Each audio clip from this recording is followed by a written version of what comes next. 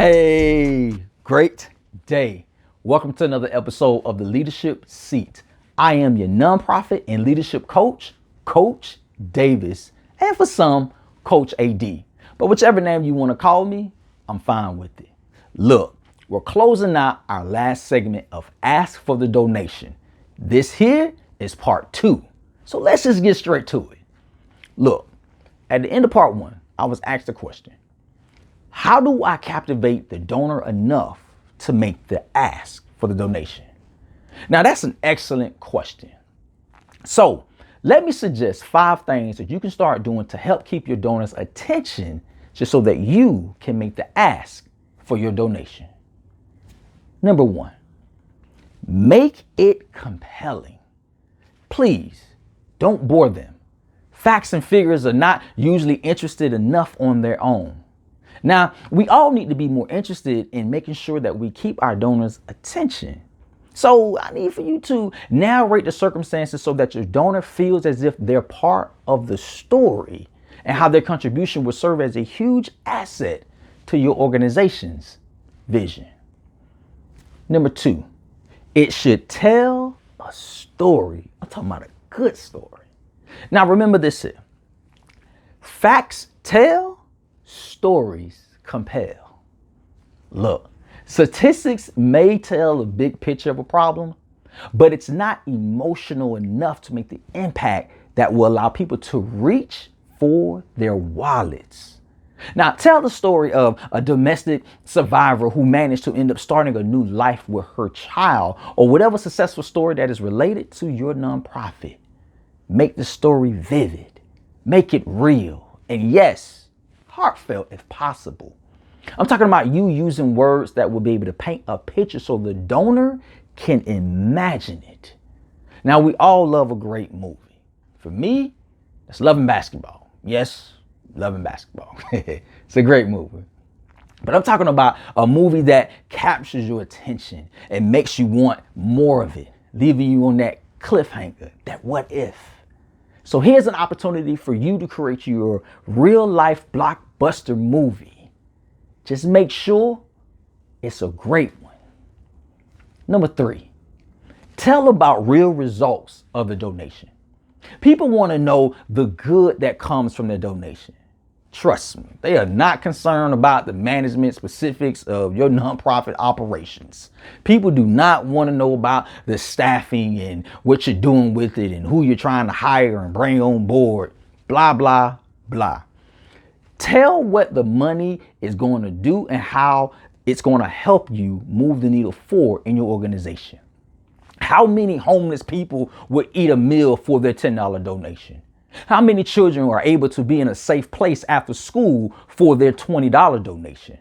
Or what percentage increase of the woodlands in your neighborhood had a particular fungus due to the research your nonprofit was able to do because of their $15 donation?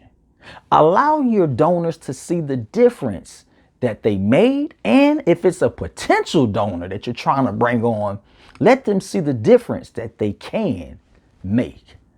Let me take a moment and just pause right now. Let some stuff breathe a little bit. Let me ask you, are you starting to see how the aspects of your story is coming together? I hope so. Now let's go. Number 4, I need you to focus on the donor. Now this is key here. Make the donor the hero of the story. Your nonprofit is not the hero. It is the way for the hero to actually progress through the story. It's about the impact. People want to know that they are the reason and the cause of the impact that actually makes things happen. Now, let me take a step back and further explain the words of they are the reason and the cause. No, I'm not talking about the donor wants self-gratification or some type of selfish and vicious type way of them being the cause. That's not what I'm talking about. You see, instead, by you making it personal for them and allowing them to see how their support can really make a difference, that's what's going to open up their eyes. See, this will allow the donor to have a sense of pride and ownership of their donation. They want to make a difference and to help change lives. The donors are more likely to contribute to your cause if they can see themselves as a prominent place within the story. And that's all because you made it compelling to them. Hence why you removed yourself and made the donor the focus. Lastly, number 5, it should always include a call to action. At the end of your ask, you should let them know how much you need them to give, where the money will go, what you expect for the money to do, and exactly how they can make the donation. Now, they should have some type of method that they're able to donate, rather if it's a link online after you've read it to them from an action item, or a pledge card, or even some type of mailing address where they can actually mail the donation to. However it is that you're asking, always offer a method for giving them instructions on how they can help you get to your goal. Please tell them what to do next. Woo! Like Ric Flair. Woo! Man, oh man. Now that wraps up our segment of Ask for the Donation, part 1 and part 2.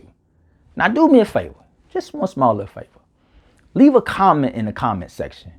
Tell me what you learned, that aha moment, and the things that you will apply from both videos. Now, if you didn't watch Ask for the Donation part 1, I'll leave the link in the description. Now that's it. I don't want to bore you too much longer. I just gave you the play. Now I need you to get up, get out, and go be that phenomenal leader that you are and win the day.